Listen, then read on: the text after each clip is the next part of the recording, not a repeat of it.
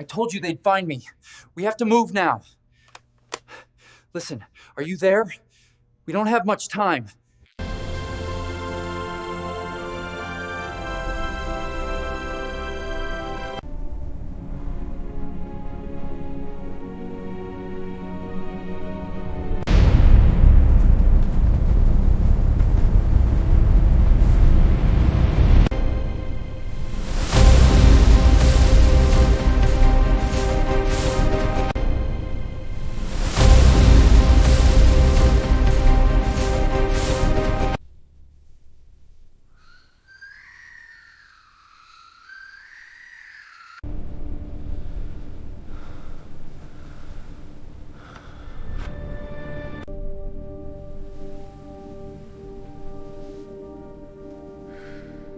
This is it, the floor at midnight. Michael, what was that? No, get away! They call it the most haunted house in America, but no single address claims that title without blood on the walls.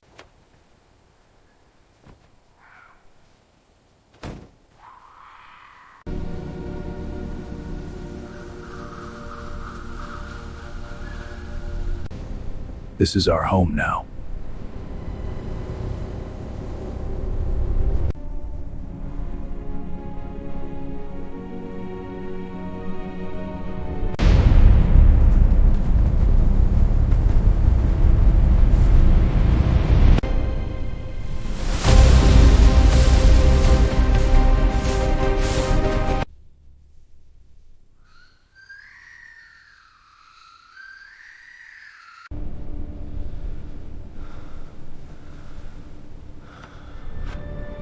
This is it, the floor at midnight. Michael, what was that? No, get away!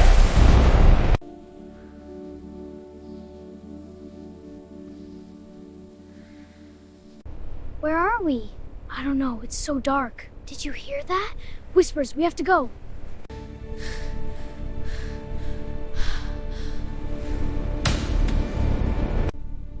You should not bat me here.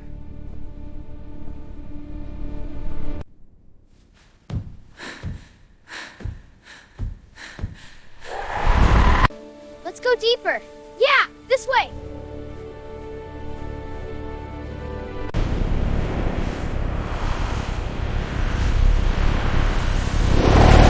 Create a dark psychological horror short film set in a silent forest at midnight. A young girl and a young boy are walking through a deep forest, trying to find their way home. Thick fog covers the ground, and the trees look tall and twisted under the pale moonlight. The forest is unusually quiet.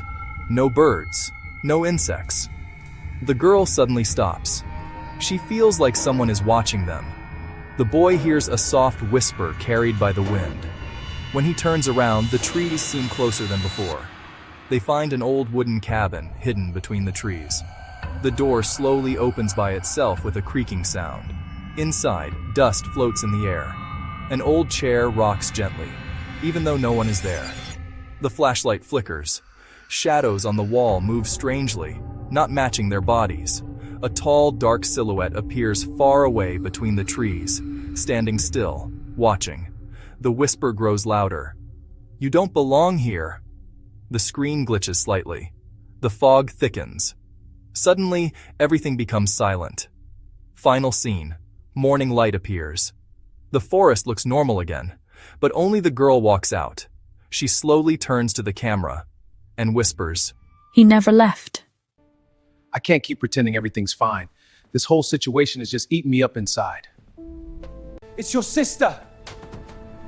Something horrible has happened! My sister? Just after what? Just next, what happened?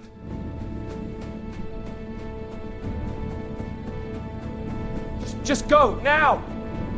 It was raining heavily when I arrived at the old roadside hotel. The neon sign flickered. The figure was behind me. On the monitor, it was smiling and waving. That was all he said, but on the third night, Ian heard something.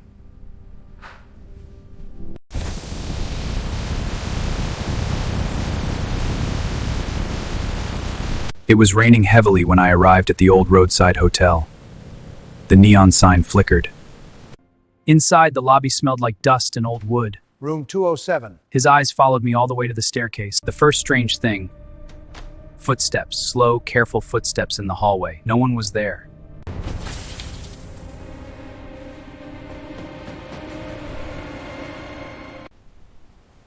A whisper, very close to my ear. The moment the light turned on. The bathroom door slammed shut by itself.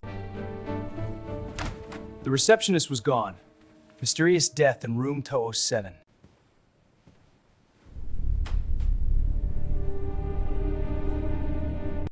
The figure was behind me. On the monitor, it was smiling and waving. Why are you standing behind me? Why are you standing behind me? That was all he said. But on the third night, Ian heard something. I moved into the house in late October. It wasn't a big place, just an old 2-story home at the edge of town, the kind of house people walk past. I asked the landlord about it. Oh, that room. It's just storage. The key is probably lost. I needed a quiet place, somewhere far from the city noise. At first, the house felt normal. Then I noticed the door. I moved into the house in late October. The rent was cheap, though. Too cheap, honestly. That word stayed in my mind. First was quiet. The second night was not. Around 3:12 a.m. I woke up suddenly. Footsteps. 3 a.m. again. Footsteps. Slow. Breathing. Not much. Breathing in the hallway. Long. Slow. Silence filled the house. Then, a faint whisper. I opened my bedroom door. The hallway was dark. I was sure it had been closed before. I walked slowly toward it. The floor creaked under my feet. The air felt colder. Click. Where's Stank? The room was empty. Just dust, bowlsy. But this time, the room wasn't empty. In the reflection, someone stood inside. A tall figure. I turned around instantly. The room was empty again. A week later, I spoke to a neighbor. They found him dead. Alone. At here, it felt like in the hallway. Back and forth. And that's when I realized the room was never empty.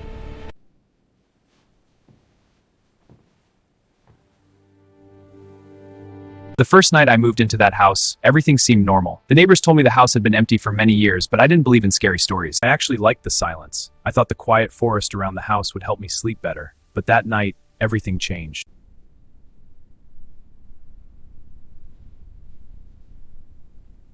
I tried to go back to sleep, but then I felt something strange.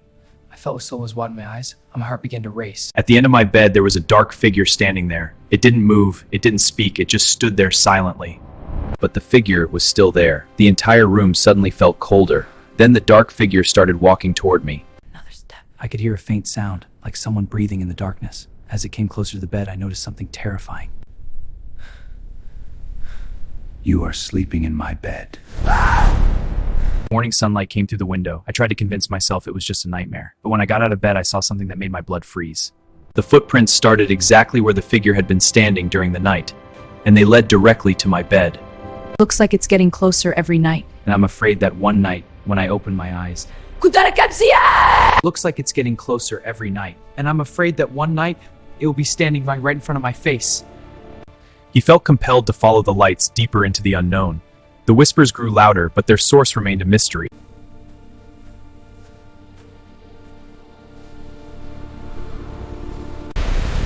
Who's there?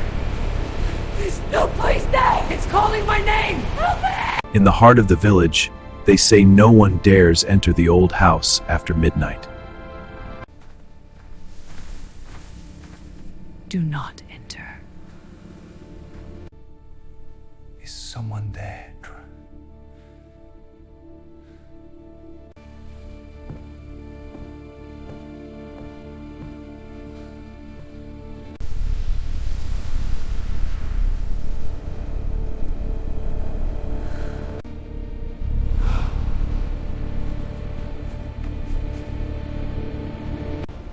Leave before you join us forever. I've been for you. Now you are mine. Did you hear that? It's come from a window. I've been waiting. You cannot escape.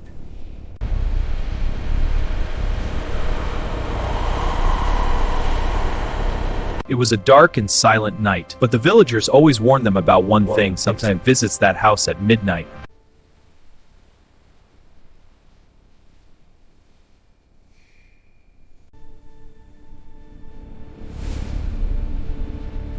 Was that suit dead? What is that? What's wrong?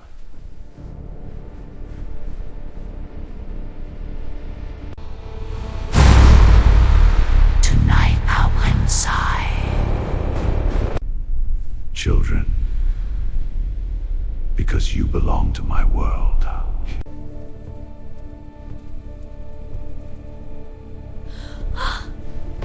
Visual, dark, flickering living room. Shadows stretch along cracked walls, dusty furniture barely visible. Audio, wind howls, soft floor creaks. Narration. On a dark night, Zainab returned to her old family house. The fire flickered weakly, and the red...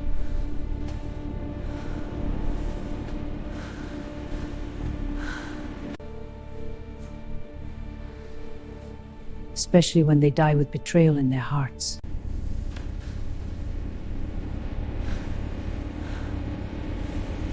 The wind outside was strong. It rattled the windows and made the old wooden house creak. As I filled my glass with water, I heard something outside the kitchen window. At first, I thought it was just a branch hitting the glass. But when I looked up... What are you doing? Hey, stop! What do you want? I never opened any door. You live here now. You shouldn't be here. How did you move so fast? You invited us. I never invited anyone. That night, Michael left the house. Why? A few hours later, there was a terrible accident. You killed me.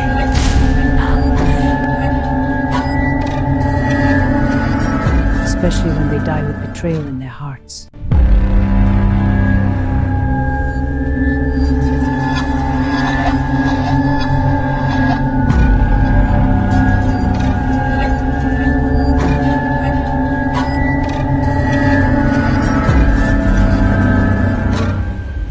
The wind outside was strong. It rattled the windows and made the old wooden house creak. As I filled my glass with water, I heard something outside the kitchen window. At first, I thought it was just a branch hitting the glass. But when I looked up... What are you doing? Hey, stop! What do you want? I never opened any door. You live here now. You shouldn't be here. How did you move so fast? You invited us. I never invited anyone. I whispered to myself. We live